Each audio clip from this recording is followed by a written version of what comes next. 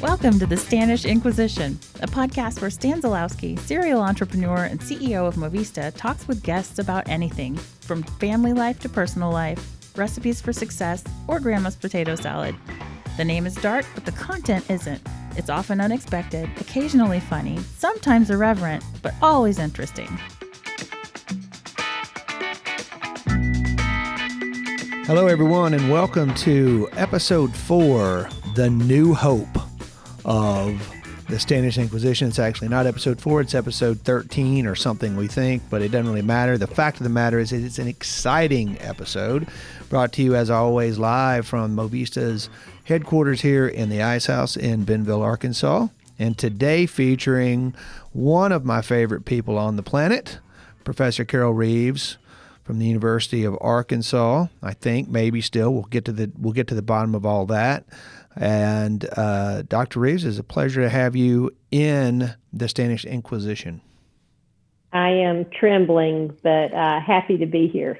For years and years, what I would share with you all is that Dr. Reeves has been responsible for the University of Arkansas's business school, the Samuel Walton Business School, their commitment to and excellence around entrepreneurial activities.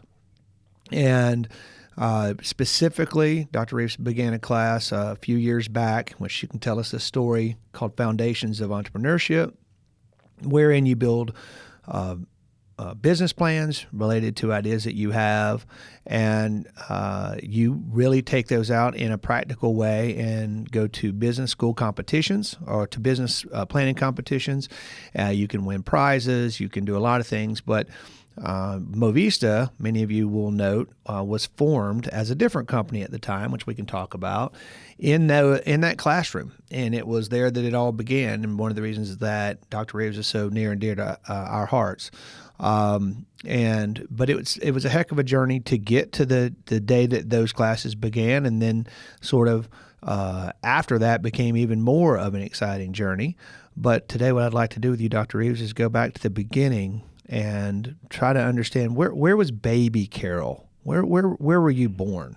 In Fayetteville, Georgia, 35 miles south of Atlanta. Got it. It was a farming community when I was born, and now it's kind of a suburb. And were you born into a family of farmers? Well, that would imply someone who made his or her living by farming. I was born into what we call a truck farm, which is you take a truck of stuff to the farmer's market. My father wanted to be a farmer. My mother was a farmer.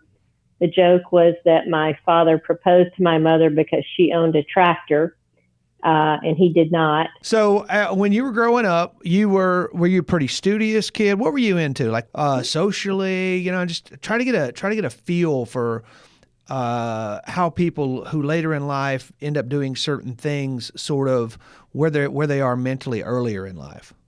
Yeah, so I have to tell you, I'm going to be a pretty boring interview subject, but I did two things. I studied. I was a very good student, and I did sports.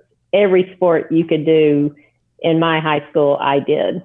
So those were my two passions. I also did little odds and ends in terms of where I ended up.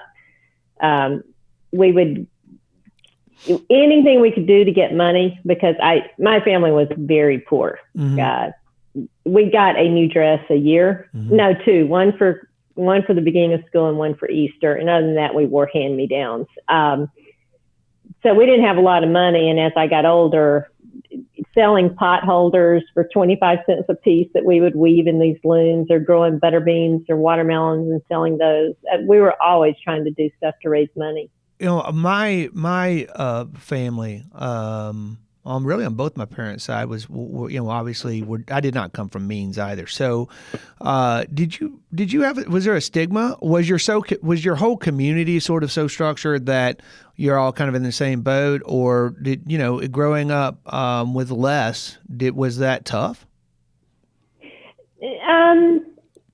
It seemed normal to me. And the one saving grace, and I'm stealing a line from Martha Stewart here, we were poor but not impoverished. Mm-hmm. So mm-hmm. Both of my parents are very smart. My mother actually was Phi Beta Kappa from Georgia when most women did not go to school. She has a master's in economics. She had won a scholarship to Germany in 1939. For some reason, she wasn't able to take advantage of that scholarship. But I should take a moment here to explain to the audience that World War II is the reason. Not everyone studies history, Carol. So, many of these people are literally Googling World War II as we move on to this next. But anyway. So we always had books. We always had food.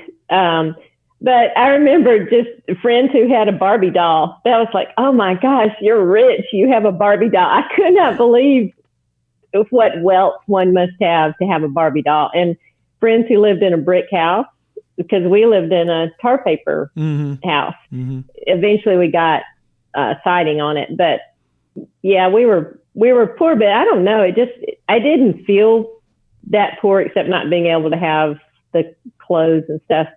But we always had books and we always read, and all my siblings are still like that. So, I mean, it has its own value, though.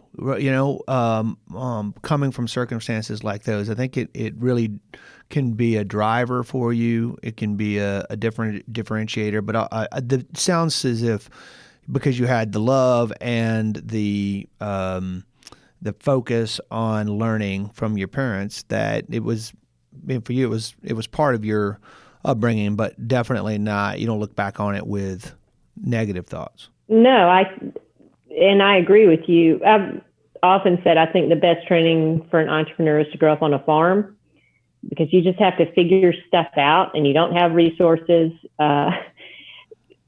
So it definitely was a driver, and it's caused me to make certain decisions, but I haven't been driven by money in terms of just having lots and lots of money, but I've definitely made decisions to have enough money to not feel hungry or, you know, whatever. Yeah. Yeah.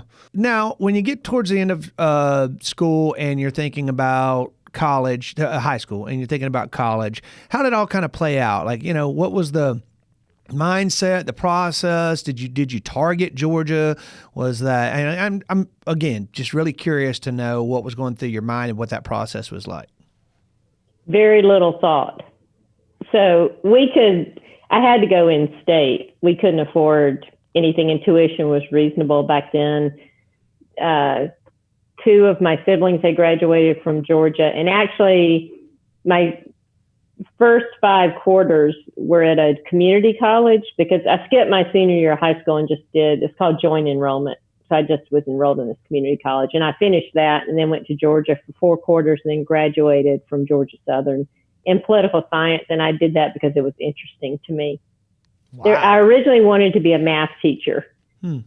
So you're at the university, you're teaching strategic management, and there's a passion in there somewhere for entrepreneurship. What spurred all that? So as we've already discussed, I came from a very entrepreneurial family. I was always trying to raise money. When I was getting my PhD, I wanted to emphasize entrepreneurship because that's where I was primarily interested. But for teaching, I taught strategic management. And I came to be really interested in giving our students a different entrepreneurial experience because of what I learned through my husband's board game, which he developed when I was getting my PhD at the University of Georgia. And that was Monopoly, right? He invented Monopoly. Well, this is actually kind of a funny story. He invented a game called Beetlejuice. Okay. Came out before the movie. So we broke even on the game because he sold the naming rights after the movie came out. Not much, but it's a funny story.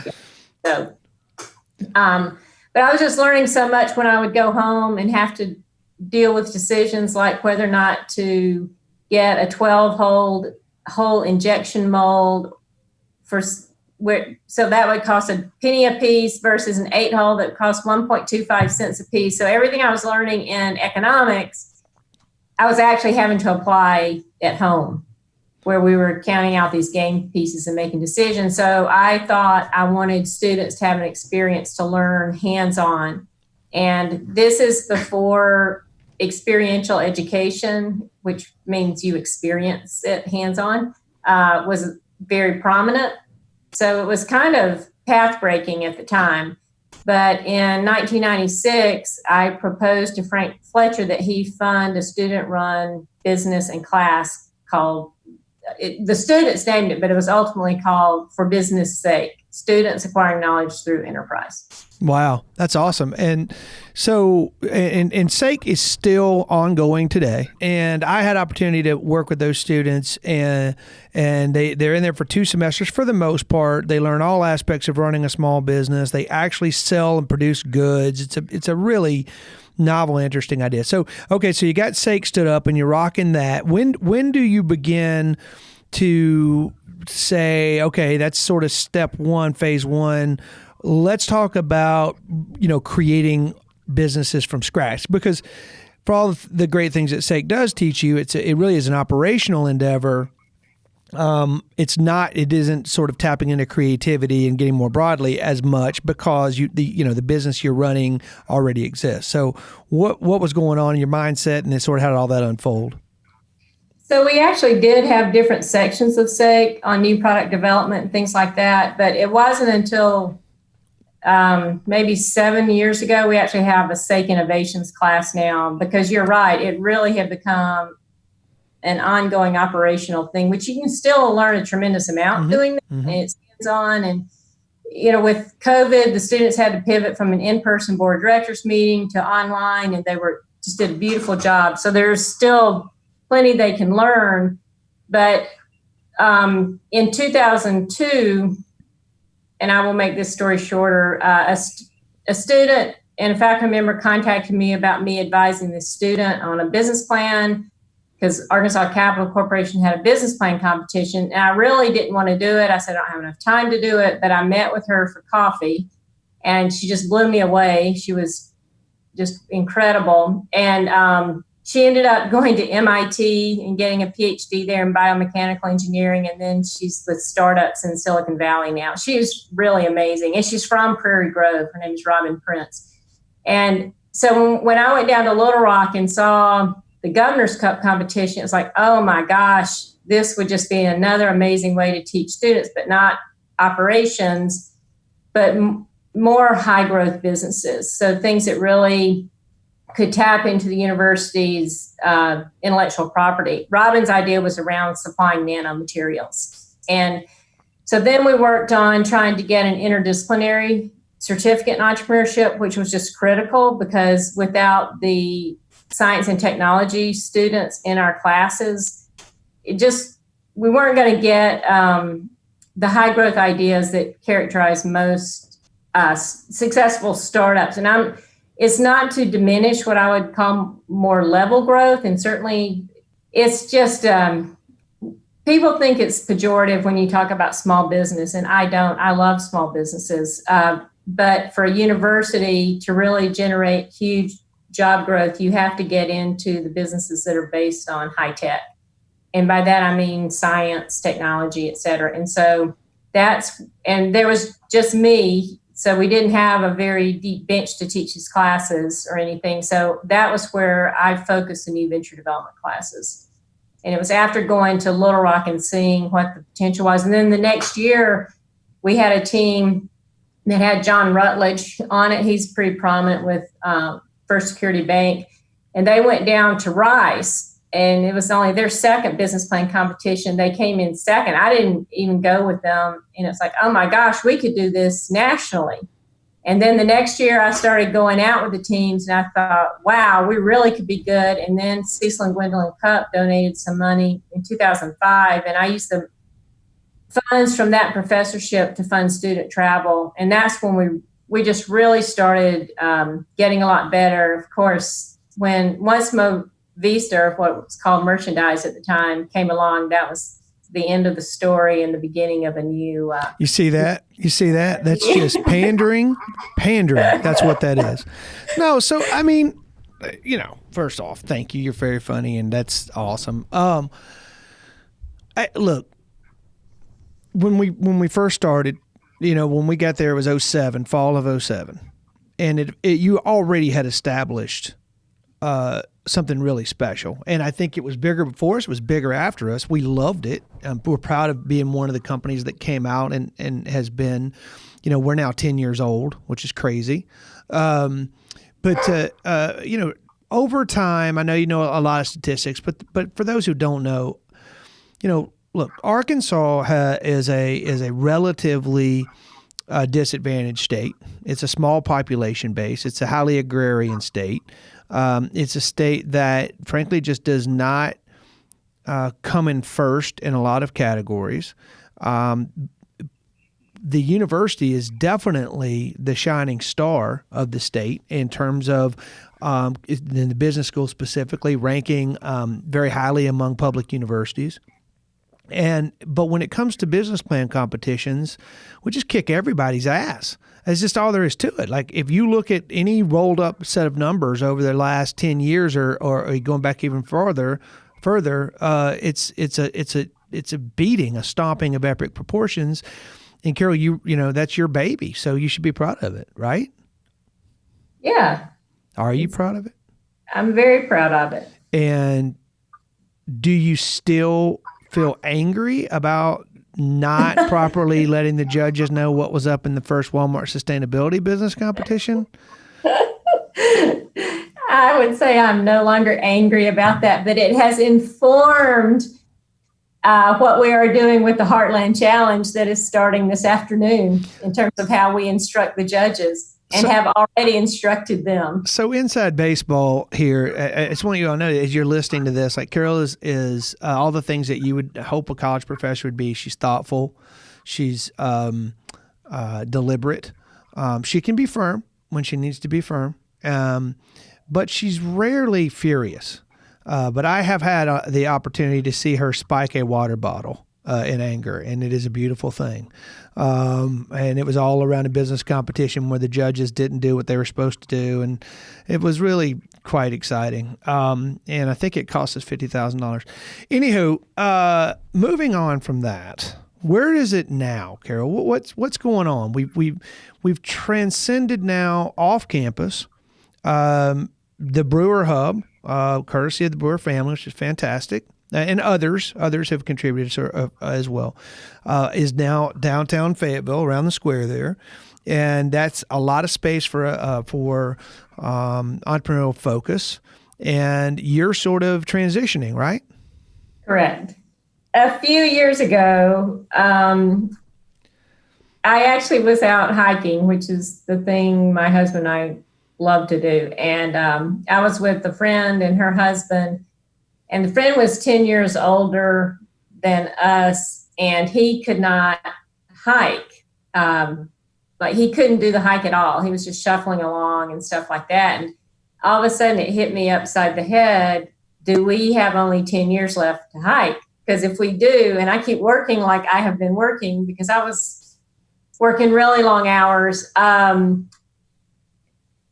maybe that's going to be it. And I don't want to die not having enjoyed life. And so I started thinking about retiring then. And then I was very fortunate that Sarah Goforth was looking for a chance to come back to Northwest Arkansas to be with her family. A lot of people probably know the Goforths. They're pretty accomplished family. And so we were able to get her here from the Smithsonian, where she was director of communications. And that was 3 years ago. And she pretty much took over all of the duties of the Office of Entrepreneurship and Innovation last June. And she will be co-teaching the new venture development classes with David Hinton next year. And I'll just come in as needed. And then if all goes well, I'll be in Vienna next spring on a Fulbright grant. Well, Carol, listen, you're amazing. You're a great friend. You are a tremendous asset to the university, to the community, and by your web of influence, you have made a tremendous difference in many professional lives, many personal lives, and you should be very proud of that. And what I love about you is, you're not closing the book. You're just going on to a different chapter, and that's amazing. Listen, I don't know where it's all going, but I know that you're going to go do cool and interesting things, and we're going to stay connected. And maybe when you come back, we can talk about your experience in Vienna. I would love to hear how the first Heartland Challenge goes, which is our first ever hosted business plan competition at the university. Interrupted as it is by COVID, the show must go on, and it is, right? Correct? It is. Yep. So I look forward to working with you on that. Look forward to seeing you again soon. And I thank you for coming into the Inquisition. So everybody, that's Dr. Carol Reeves, the Vice Emperor of Entrepreneurship. I would say that at the University of Arkansas. I think it's something totally different than that. And a fine human being. And I wish you all great health. And I look forward to talking to you again on the next Stanish Inquisition from the Ice House, where Movista is homed. Come see us and be well.